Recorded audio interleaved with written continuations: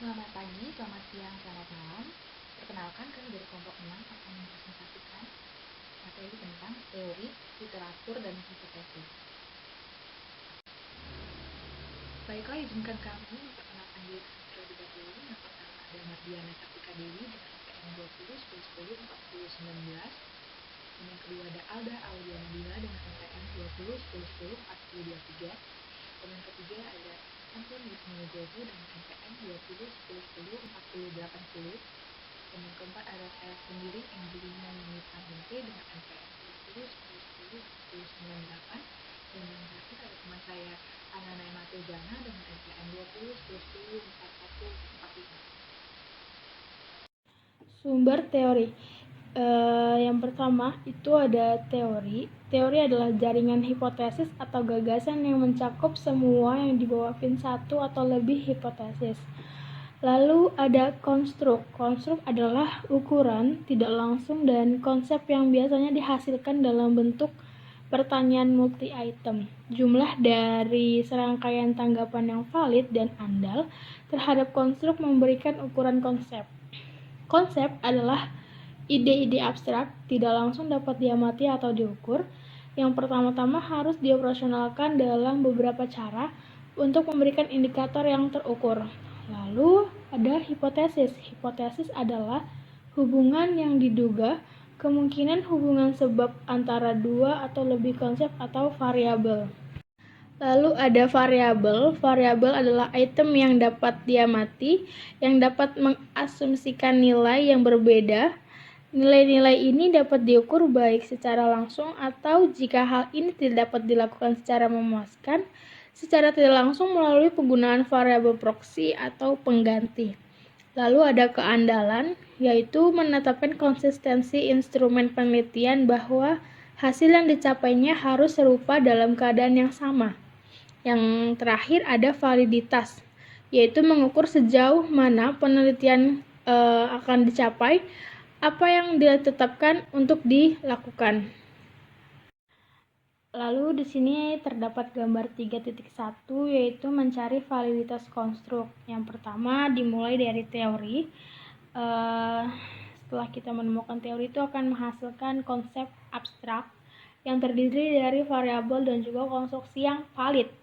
Nah, variabel ini di sini ada variabel yang memang langsung dapat diamati dan juga variabel proksi. Untuk konstruksi yang valid ini itu yang dapat diandalkan untuk pengukurannya.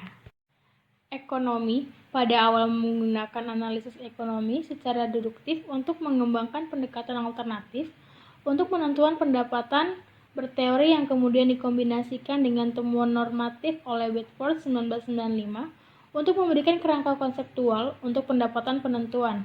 Jauh sebelumnya, teori neoklasik perusahaan telah membentuk kerangka kerja ekonomi dengan asumsi mendasar. Pengambilan keputusan oleh individu yang rasional, memuaskan keuntungan, bekerja di bawah kondisi kepastian, dan dengan informasi yang tersedia secara bebas. Lalu ada perilaku organisasi. Robin 1995 mengamati 3 tingkat kepentingan penelitian dalam perilaku organisasi, masing-masing terkait dengan individu, kelompok dan sistem organisasi, dan dia mengembangkan kerangka teoritis untuk masing-masing. Model di tingkat individu sangat dipengaruhi oleh disiplin psikologi, sedangkan pada kelompok dan tingkat organisasi lebih dipengaruhi oleh sosiologi dan psikologi sosial. Semua sangat berpengaruh dalam perkembangan penelitian akuntansi. Materi kedua adalah mencari literatur.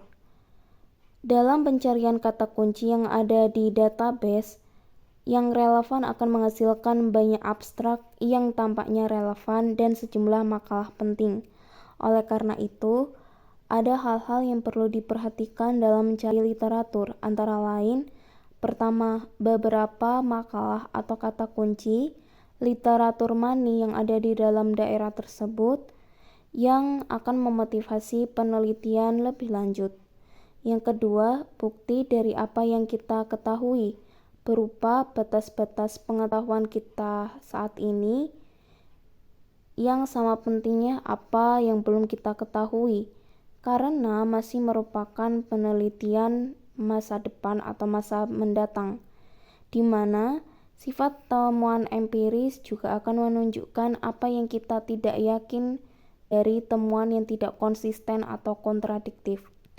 Yang ketiga yaitu indikasi kerangka teoritis yang kemungkinan akan memandu penelitian masa depan di bidang tersebut dan implikasinya bagi penelitian kita sendiri. Yang keempat, pencarian selanjutnya dari tesis yang baru saja diselesaikan.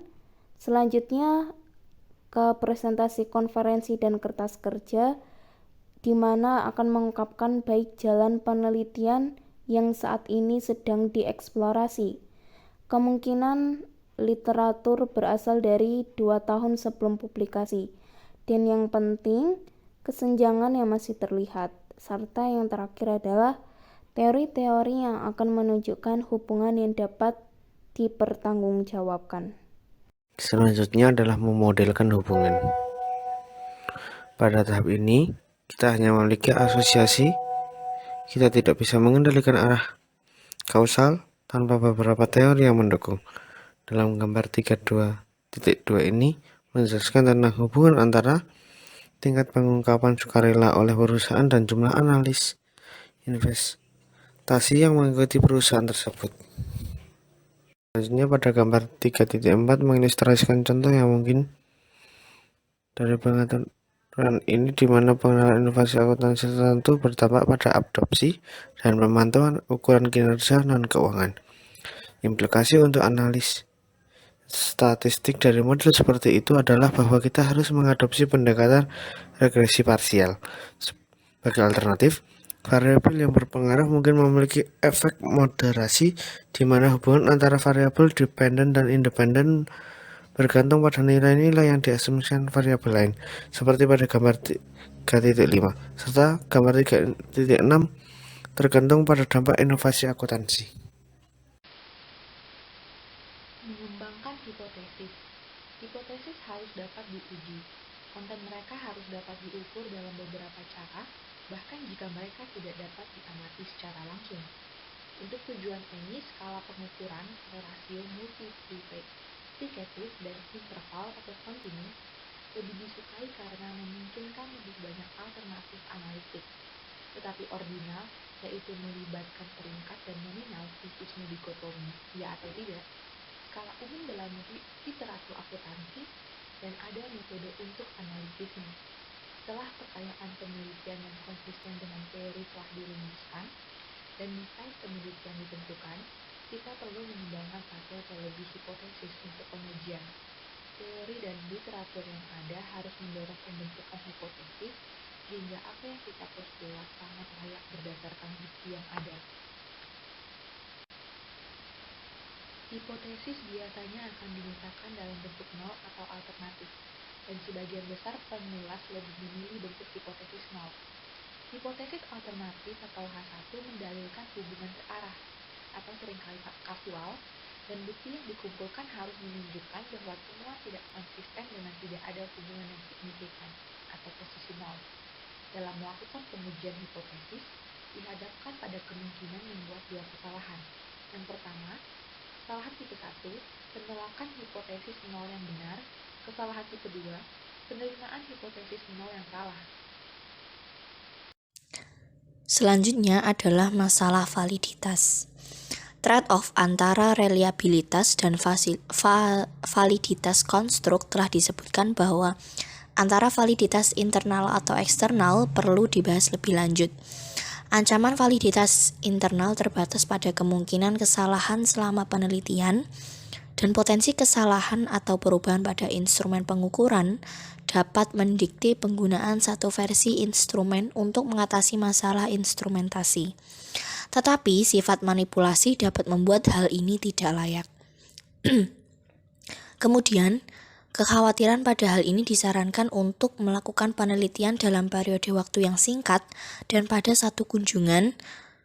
Tetapi efek dari hal ini adalah mungkin bertentangan dengan persyaratan pertanyaan penelitian yang sedang dipelajari, yang mana memerlukan solusi yang lebih kompleks. Validitas eksternal mensyaratkan bahwa temuan penelitian memiliki implikasi untuk hal lain yaitu perusahaan dan negara, dan orang-orang pada periode waktu yang berbeda eksperimen, baik di lapangan maupun di dalam laboratorium. Sayangnya, tingkat validitas internal tertinggi dikaitkan dengan kondisi buatan, yang mana temuan mungkin terbatas pada waktu, kasus, peserta, dan lokasi tempat penelitian. Asumsi tersebut untuk memperkenalkan validitas eksternal yang lebih besar pasti akan mengancam validitas internal. Dan ini tetap menjadi tantangan bagi penelitian akuntansi. Selanjutnya, ada 5 kategori pilihan dalam menentukan metode penelitian. Yang pertama, penalaran ilmiah atau pembangunan model. Yang kedua, penelitian sejarah dengan menggunakan data arsip maupun data sekunder.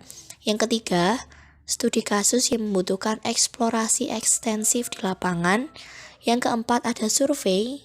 Kemudian yang kelima ada eksperimen baik di lapangan maupun laboratorium. Baiklah, sekian presentasi dari kelompok kami. Apabila ada salah kata mohon dimaafkan. Terima kasih atas perhatiannya.